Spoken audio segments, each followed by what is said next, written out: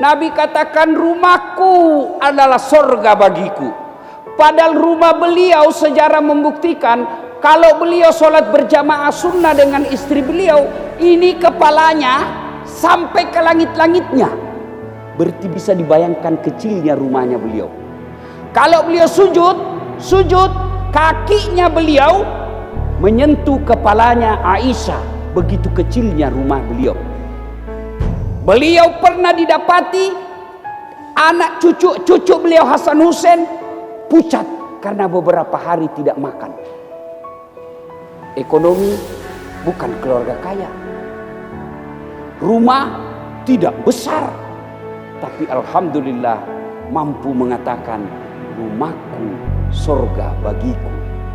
Kenapa kita umatnya Muhammad rumah besar, kamar sesuai jumlah anggota keluarga, mobil banyak, kamar semua ber-AC, interior rumah laksana surga di dalamnya, cantiknya Masya Allah, uangnya banyak. Tapi apa yang terjadi?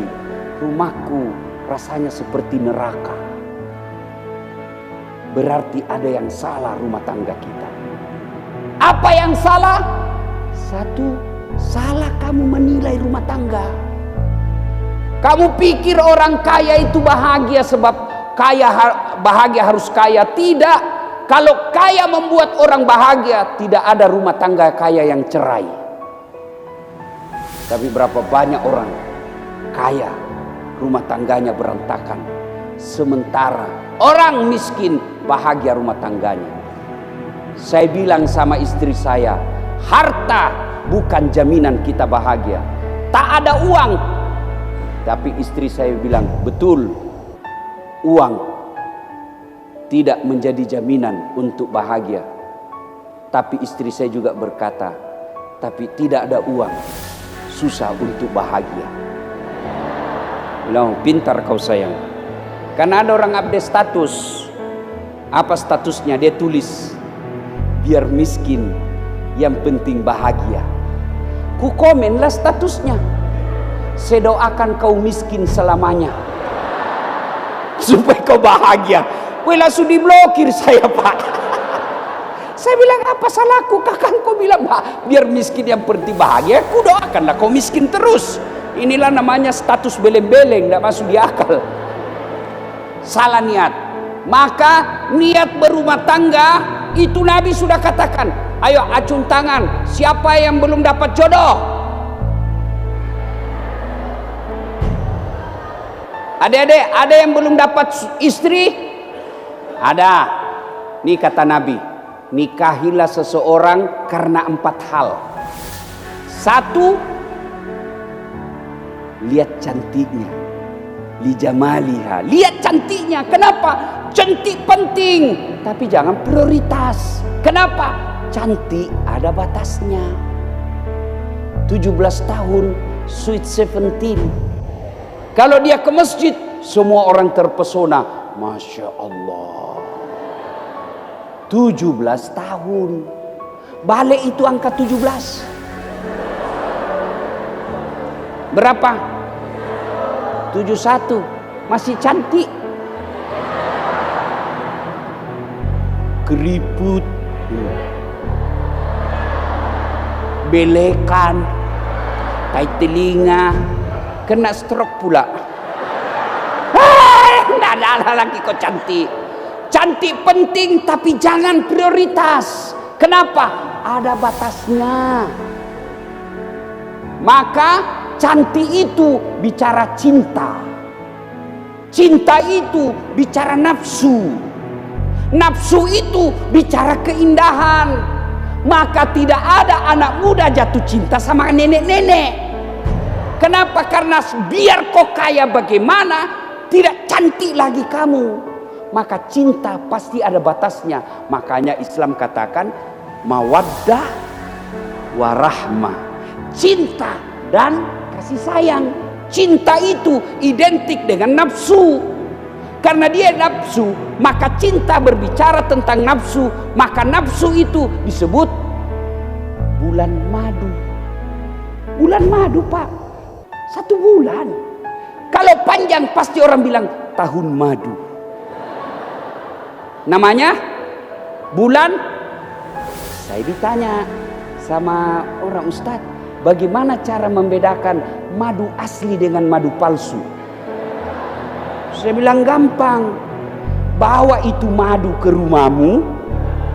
Kalau dia mengamuk istrimu, kalau istrimu di rumah ngamuk, pasti madu asli itu. Paham? Paham ibu? Nah, ibu-ibu kalau dikasih madu dengan racun, ibu pilih di madu atau di racun?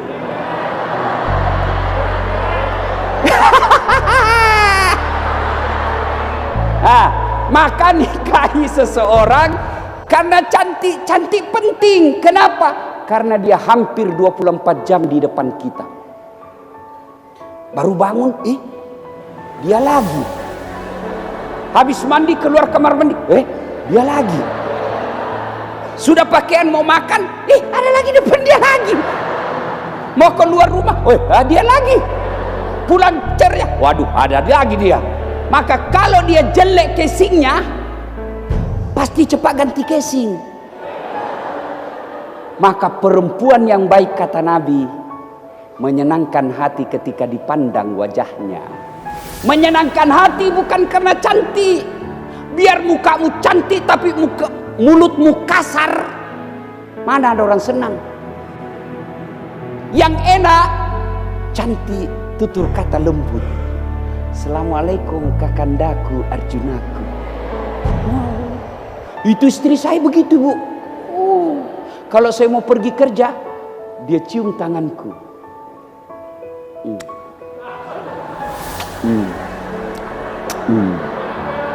Sudah itu cukup tidak? Dia cium lagi mukaku.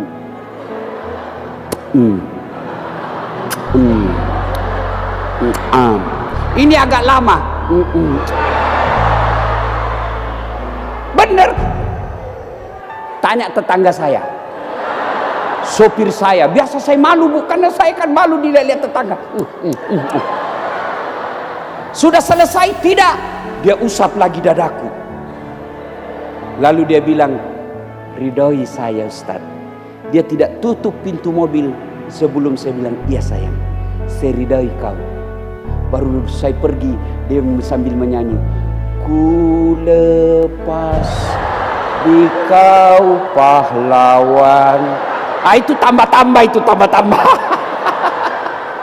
Bu, hei, cantik. Maka istri mesti cantik. Tapi yang jauh lebih penting dari cantik itu, di poin keempat, cantik penting, tapi jangan prioritas kata Nabi. Yang kedua kata Nabi, pilihlah dia karena keturunannya.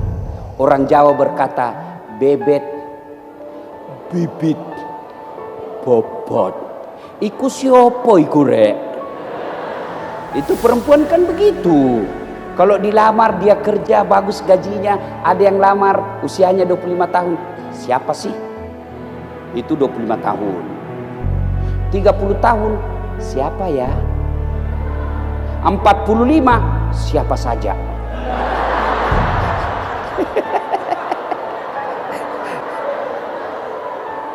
Penting itu keturunan. Lihat siapa bapaknya, siapa neneknya. Tapi tidak boleh prioritas. Kenapa? Karena ada orang bapaknya Nabi, anaknya pengkhianat. Siapa? Alaihissalam. Ada juga bapaknya pengkhianat, nyembah berhala, anaknya jadi nabi. Siapa? Ibrahim alaihissalam. Maka poin kedua, penting cari orang keturunan baik-baik, tapi tidak boleh jadi prioritas utama. Yang ketiga kata Nabi, pilih karena kekayaannya.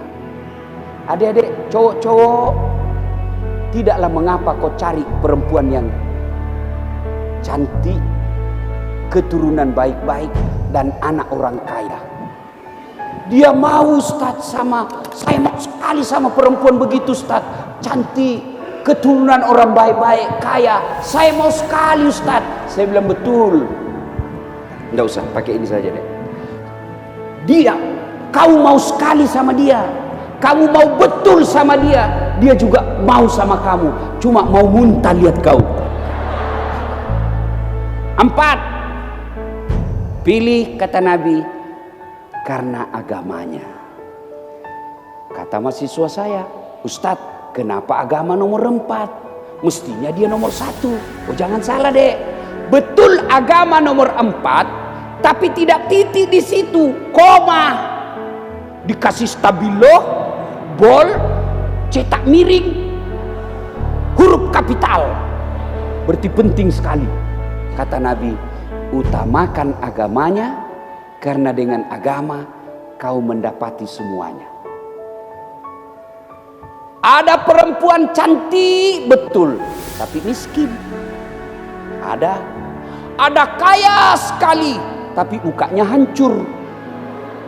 Ada lagi kaya, cantik, akhlaknya kesurupan. Iya toh? Untuk mengkumpul 4-4-nya, dia cantik, keturunan baik-baik, kaya, lalu agamanya bagus, belum tentu ada 2 di antara 100 perempuan. Makanya Nabi katakan utamakan agama. Meskipun dia miskin, kalau agamanya baik, akhlaknya memperkaya dirinya. Meskipun dia tidak cantik, tapi tutur katanya baik, nampak cantik di depan orang karena kelembutan jiwanya. Kalau bapak ibu dapat, Pak, adik-adik, kalau kau dapat perempuan cantik, kaya, keturunan baik-baik, bagus agamanya, tunjukkan ke Das Atlantik. Kalau kau tidak mau, saya yang maju.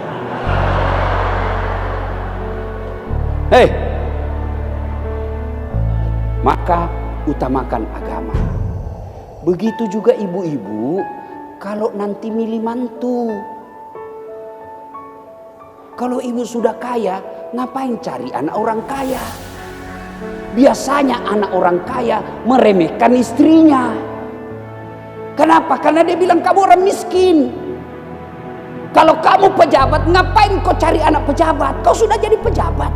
Cari orang yang baik agamanya. 8 anakmu, cari minimal 2 yang baik agamanya, supaya urusan akhirat ini yang 2 urus kamu. Ibu,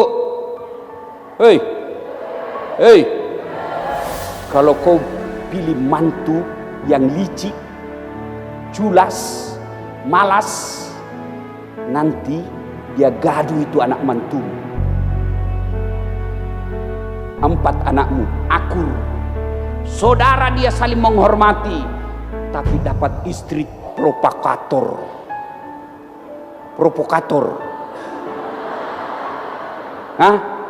Dia datang ke suaminya, bodoh memang kamu itu. Apa itu, masa adekmu dapat rumah, kamu tidak dapat padahal kau anak pertama? Ya sudahlah, saya memang tidak dapat rumah, tapi kan saya disekolahkan bapak sampai ke luar negeri S2. Itu lebih mahal dari rumah itu. Sekolah, jangan kau pulang ke rumah kalau kau tidak bawa mobil itu pulang. Suaminya takut sama istrinya. Akhirnya datang bersaudara, Dek, kamu sudah dapat rumah, saya juga mau. Apa abang mau? Saya mau mobil. Itu mobil untuk saudara kita yang nggak ada urusan. Akhirnya bertengkar bersaudara gara-gara apa? Salah milih mantu. Makanya ibu, jangan pilih karena kaya doang. Kalau kaya itu menganggap enteng. Pilih. Maksudnya bukan saya. Maksudnya yang bagus agamanya. Jelas ibu? Maka mau bahagia rumah tanggamu berawal dari memilih. Pak, tahu sawah? Tahu sawah? Ada petaninya. Apa ditanam di sawah? Padi misalnya ya, tanam padi. Sawah itu perempuan, tempat nanam. Padi itu suami. Biar sawahnya bagus, bersih, Sawahnya bagus, tapi ditanami padi yang bermasalah, ada hama. Kira-kira bisa panen? Enggak. Biar padinya bagus, bibitnya bagus, tapi sawahnya berhama, bisa panen? Maka itulah sebabnya Al-Quran menjelaskan, laki-laki baik-baik tidak akan menikah kecuali dengan wanita baik-baik. Wanita baik-baik tidak akan menikah kecuali dengan laki-laki baik-baik.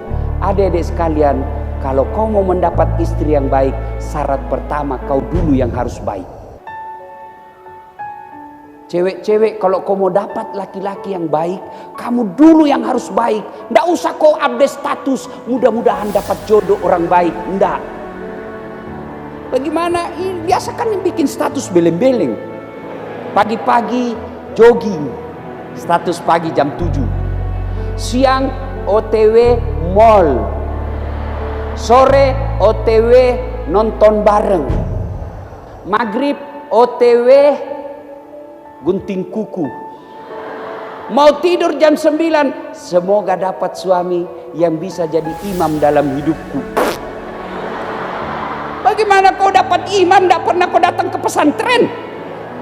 Yang mau dapat imam, pagi-pagi tadarus, siang OTW pengajian, rumah tangga bahagia.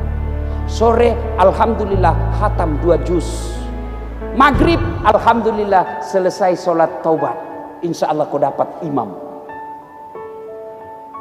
Bagus, insya Allah. Tidak usah kau galau. Kalau kau baik, Allah kirimkan kau perempuan baik. Mana buktinya? Bu, saya baru sekali menampilkan istri saya di depan umum. Itu waktu saya resmikan masjid yang saya bikin untuk bapak saya. Saya tampilkan istri saya. Semua netizen bilang, "Wih, menang banyak Pak Ustadz." Saya istri saya, Bu, tidak pernah kenal, tidak pernah tahu, tidak pernah lihat wajahnya, tidak pernah lihat fotonya. Saya kenal ibunya hari Ahad, Jumat saya melamar. Waktu saya lamar, dia bilang ibunya, "Lihat dulu anakku Ustaz." "Tidak usah Bu Haji." Nanti Ustaz tidak senang." "Tidak usah Bu Haji." "Kenapa?" "Sebelum saya masuk ruang tamunya, saya lihat ada foto bapak dan mamanya. Cantik." Saya bilang, "Pasti tidak jauh-jauh dari sini." Kan ada pepatah mengatakan, buah jatuh tidak jauh dari pohonnya. Iya toh Ibu? Kecuali yang dibawa kelelawar. Nah, jauh itu jatuhnya. Begitu selesai ijab kabul, tidak pernah saya lihat Pak. Selesai ijab kabul, kan orang Bugis itu kalau menikah tidak ada perempuan di sini, dia di dalam kamar. Nanti selesai halal, kan kalau belum ijab kabul tidak boleh dia di sini, belum halal. Nanti selesai ijab kabul baru diambil. Di mana diambil istri? Di kamarnya orang tuanya. Tempat terhormat di ruang rumah, kamar orang tua. Datanglah kita, diketuk pintu. "Assalamualaikum." Itu mesti bawa uang Bu. Uang pembuka pintu namanya. Dia tidak mau buka kalau tidak ada uang. Artinya tidak boleh kau balik ke rumah kalau tidak ada rezeki kau bawa, meskipun sedikit. Cuk. Dalam hati saya, mudah-mudahan cantik istri saya, mudah-mudahan cantik istri saya.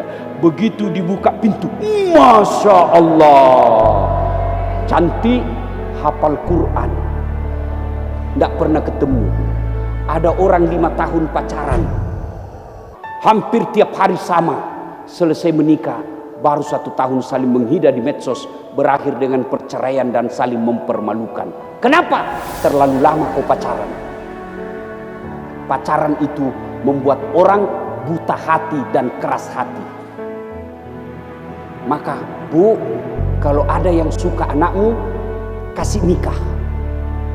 Caranya apa? Suruh dulu datang menjelang maghrib. Begitu masuk maghrib, "Nak, kamu azan ya." "Sudah azan." "Nak, karena kau akan menjadi imam bagi anakku, silakan kau mimpin dulu imam sholat." Mulai gemetar itu, mati sudah saya ini. Dia ambil surah Al-Kafirun. "Wala antum abiduna ma'abud, wala ana abidum ma abadtum wala antum abiduna ma abud wala ana ini mertuanya sudah giling kepala, calon mertuanya di belakang. Wala antum abiduna ma abud wala ana abidum ma abadtum. Adiknya yang masih SD, adiknya ini calon istrinya, dia teriak, "Kak, kenapa itu tak putar-putar tidak mau sampai?" Kata ini calon ini juga pikir kalau begini batal. Seandainya saya KPU, saya salah satu cara memilih presiden, suruh imam dulu. Oh, pasti banyak yang mundur. Bu, lihat agamanya. Berapa banyak orang bertengkar setiap hari. Apa? Takut sama istrinya. Dia bilang, temanku yang polisi, sebenarnya kami ini Ustaz, bukan takut sama istri. Cuma ini istri sedikit-sedikit melapor sama istrinya komandan. Dan komandan juga takut sama istrinya. Kalau saya, Pak, demi Allah saya tidak takut sama istri saya. Tidak ada orang Bugis takut sama istrinya. Cuma istrinya lebih berani dari saya, Pak. Itu yang jadi masalah. Dia tidak takut sama kita, Pak. Coba lihat, Bu, coba lihat rumah tangga. Coba lihat. Ada orang sudah 2 anaknya masih ngontrak-ngontrak. Ada apa enggak? Ada, bahkan sudah ada cucunya belum punya rumah. Iya toh? Ada orang alhamdulillah belum menikah karena bapaknya kaya, sudah punya rumah. Tapi apa masalahnya? Tidak punya anak. Yang tadi tidak ada rumahnya 7 anaknya. Ini bawa rumah besar dan anaknya. Alhamdulillah punya rumah, punya anak. Apa tidak ada masalahnya? Ada lagi masalahnya. Apa masalahnya? Mertuanya selalu intervensi masalah keluarga. Ya toh? Alhamdulillah mertuanya baik. Apa lagi masalahnya? Suaminya selingkuh. Ya. Sama-sama setia. Apa lagi masalahnya? Anaknya narkoba. Tidak ada rumah tangga yang tidak ada masalahnya. Termasuk das atlatif. Bohong saya kalau saya bilang tidak ada masalah. Masalah saya paling besar sekarang, banyak janda-janda curhat. Benar Pak Jenderal. Dan dia modus pura-pura, Ustadz, baru saja suami saya meninggal, adakah doa-doa penenang jiwa? Saya kirimlah doa-doa. Sudah lama-lama, lalu dia bilang, Ustadz, alhamdulillah jiwa dan saya sudah tenang sekarang Ustadz. Tapi saya butuh imam Pak Ustadz. Saya bilang, oh ya Bu, ya mudah-mudahan dapat imam. Langsung dia bilang, Ustadz, maksud saya, maukah Ustadz menjadi imam dalam hidupku? Saya jawab, saya bilang, mohon maaf Ibu, saya bukan imam, saya penceramah. Salatullah ala toha rasulillah. Salatullah ala yasin. Nah, ada orang biasa bilang begini, Ustadz, bahagianya rumah tangganya itu dari mana Ibu tahu? Itu Ustadz, itu statusnya di Instagramnya Bu, romantisnya, bawa foto-foto berpeluk Ustadz, jalan-jalan pegang tangan. Saya bilang, kau sini dulu. Itu foto 1 menit saja. Kau tidak tahu 23 jam sekian menit apa yang terjadi. Iya toh? Foto share 30 detik selesai. Kita tidak tahu apa yang 23 jam. Pastilah yang namanya dipublikasi yang bagus-bagus di share. Masa lagi bertengkar dia siaran langsung, hai guys, ini istri saya lagi bergamu guys. Wah, tidak mungkin. Iya toh? Maka semua orang punya masalah. Orang kaya Bapak pikir tidak ada masalahnya? Banyak juga masalahnya. Semua kita punya masalah. Alhamdulillah, Allah tidak mengatakan dasat kalau ada masalahmu kau kaya dulu, tidak. Pak Hengki, kalau ada masalahmu kau jadi Kapolda dulu. Tidak. Allah cuma minta ketika ada masalahmu, 2 saja Allah minta. Saya sekarang takut kasih naik jari, Pak. 2 saja Allah minta. Apa itu? Ista'inu bisobri wassalah. Sabar, perbaiki solatmu. Saya yang selesaikan masalahmu. Itu janji Allah, bukan janji caleg. Wih, kalau caleg, Pak, andai saja boleh kita dijanji surga, dia janji juga kita surga, Pak. Mau dipilih bagi-bagi kartu nama, sama-sama kita orang Sunda. Nih, pilih saya. Begitu terpilih, dia ganti nomor HP-nya. Pak, Bu, kalau ada masalah rumah tangga, 2 saja Allah minta. Sampean sabar. Sabar. 2, perbaiki sholatmu. Kalau rumah tanggamu tidak bahagia, padahal rumahmu mewah, pasti tidak beres sholatmu. Kau dagang selalu rugi, pasti sholatmu tidak masalah, pasti masalah sholatmu. Duit banyak, kau tidak bisa bahagia, pasti sholatmu tidak beres. Maka pulang dari sini, kalau masalahmu rumah tangga banyak, perbaiki sholatmu. Ya, Bu. Ilmu pertama sah. Tapi suami saya jelek, Ustaz. Ya jodohmu. Kenapa jelek, Ustaz? Karena kalau gagah dia malu jalan sama kamu. Kenapa? Karena kau juga jelek. Selesaikan begitu. Ustaz, dia kasar. Itulah takdirmu Allah kasih. Kalau kau tidak tahan, bukan dengan saling mempermalukan. Caranya apa? Kamu kembali ke rumah orang tuamu. Pak, saya sudah capek kau maki-maki. Balikkan saya ke rumah orang tuaku. Saya istirahat dulu. Begitu. Jangan bertengkar. Hamil lagi. Ada juga sekali begitu. Coba.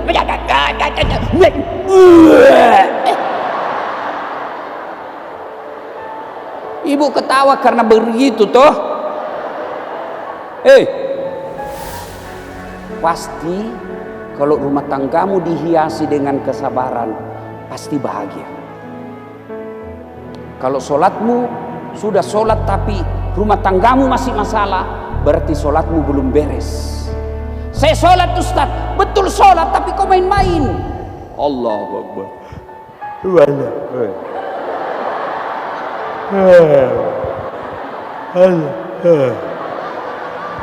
Sami Allah. Baru dia sujud sambil dia.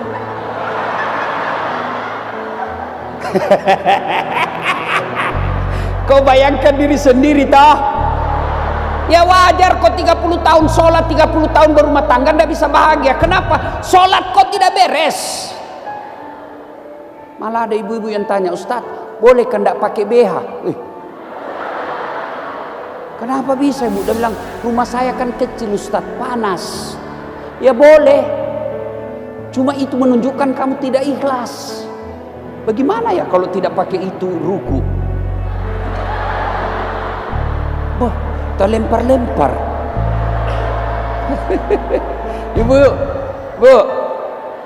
Ibu menghadap sama Pak Jenderal Hengki, tidak pakai itu. Mohon maaf Pak Jenderal. Dia dapat ke istrinya, dia usir kau, keluar kau. Ini kurang ngajarin, keluar, tidak sopan. Jadi kalau mau rumah tanggamu bahagia, perbaiki sholatmu. Mulai dari sempurnakan wudhu. Ya, jangan wudhu sambil menelpon. Ya, kamu mau nawar berapa? Ya sebenarnya ada sih yang nawar. Itu sudah tanda-tanda mungkin kau husuk. Ya, atau wudhu sambil nyanyi. Cikampek, Tasikmalaya, aku capek gara-gara dia. Sudahlah itu. Maka saudara-saudaraku, kalau mau bahagia rumah tanggamu, pondasi utamanya perbaiki sholat. Alangkah bahagianya anak pertamanya azan. Anak keduanya iqamah. Bapaknya imam, ibunya ceramah. Anak-anak sekalian, susah sekali kulahirkan kau nak. Saya waktu lahirkan kau tidak ada rasanya enak. Nak mau mati rasanya ibu. Lalu anaknya bertanya, "Mak, menderita enggak waktu melahirkan?" "Iya nak, menderita, hamil pun menderita. Tapi kok diulang-ulang ya mak? Saya sampai 7 bersaudara." Ya, alangkah bahagianya rumah tangga. Makannya makan berjamaah, sholatnya sholat berjamaah, tidurnya anaknya bareng-bareng. Kalau dia belum balik, kita dulu sabar, pasti datang dari Allah. Maka berdoa supaya Allah berikan hidayah dalam rumah tanggamu. Dan berdoa itu tidak harus bahasa Arab. Berdoa boleh pakai bahasa Sunda, boleh pakai bahasa Jawa, bahkan boleh berdoa dalam hati. Tidak usah dalam hati saja.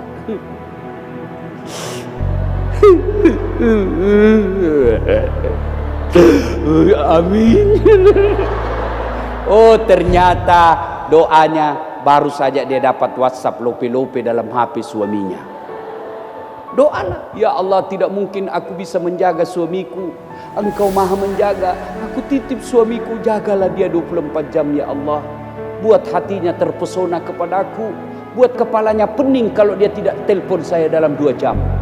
2 jam nelpon, "Halo Bu, ya sayangku." Jangan berdoa di medsos. Berdoanya yang rajin tapi di medsos. Doanya, ya Allah, lindungi suamiku. Sibuknya itu Tuhan mau baca statusmu. Doa setiap selesai sholat dan Allah sampaikan, "Ud'uni astajib lakum." Minta kau kepadaku, pasti saya kabulkan.